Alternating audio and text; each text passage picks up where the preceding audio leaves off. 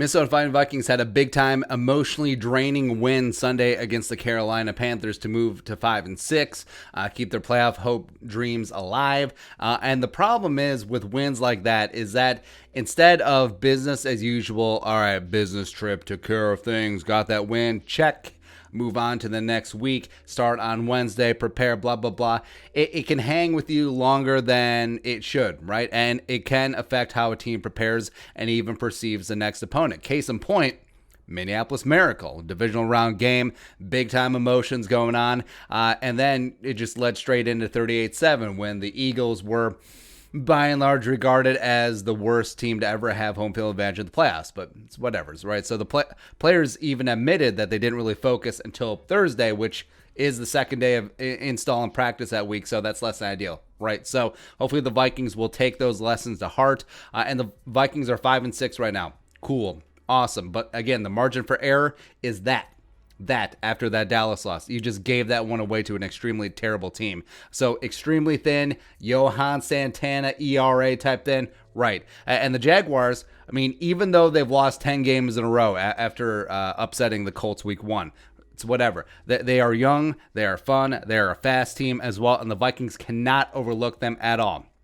They can't. And they can't have this emotional hangover from the Panthers game either, because you saw how the Vikings initially struggled against the Panthers defense, all their youth and speed, as well as in the running game as well. Plus, Jaguars can bring that as well. I mean, James Robinson, the UDFA running back out of Illinois State, is on pace for a 1,000-yard season. He's doing great things. So it's going to be a big game. It is. They're much better than their 1-10 record, and they cannot overlook them. And this has been a problem during the Zimmer regime of you get too high, you win games you weren't supposed to, and then you get too low, and then you lose games that you had no business in losing, right?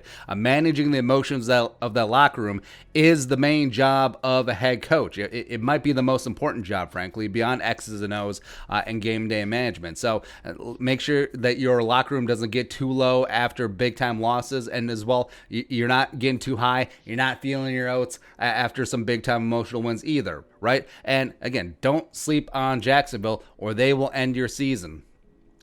Every single week has been the playoffs, and notably, Carolina was. I mean, the Vikings, if they had lost to the Panthers, if Joey Sly's kick somehow just careens in between the goalposts, the Vikings' playoff chances were down to 1%. So remember, this is a win and in and win and keep going or win and go home spot. All right. And also, I mean, they just fired general manager Dave Caldwell. Been there since like 2013, right? So generally, you do get a boost from the team if you fire a head coach, especially, but also the GM, because now the coaches and players know that maybe I'm on borrowed time here. New guy's going to come in, probably want his own guys. So now I'm going to have to play, or I'm going to have to coach as a resume builder so I can get my next job. Plus, I mean, they took a good Browns team who are now 8-1 to the wire, eventually losing 27-25 with Mike Glennon at quarterback. And like we said, James Robinson is legit in the running game. Plus, they go deep at wide receiver, man. They go uber deep. So DJ Chark, Keelan Cole, Conley is a team captain as well. Laviska Shenault, the second-round pick from Colorado, I really like coming in. Colin Johnson, the 6'4 rookie from Texas, had his first career touchdown against the Browns on Sunday. So it's going to be another tough day for the young cornerbacks. Like they cannot at all take the Jaguars lightly. And also defensively, I obviously love Myles Jack. Wouldn't mind bringing him here to Minnesota. Hey, maybe he can replace Anthony Barr.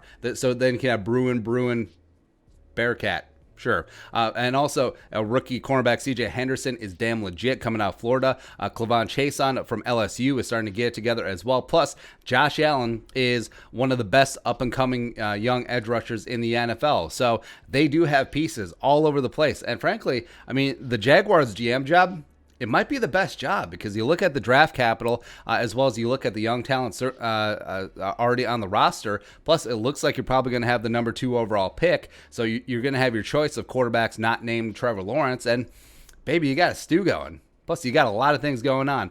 So this team is tough. And also, like we mentioned, you are going to get their best punch because now they know that jobs are on the line. So it's like, hey, let's rally up. Let's win a football game. Let's play spoiler. Let's be the turd in the punch bowl for the Viking season.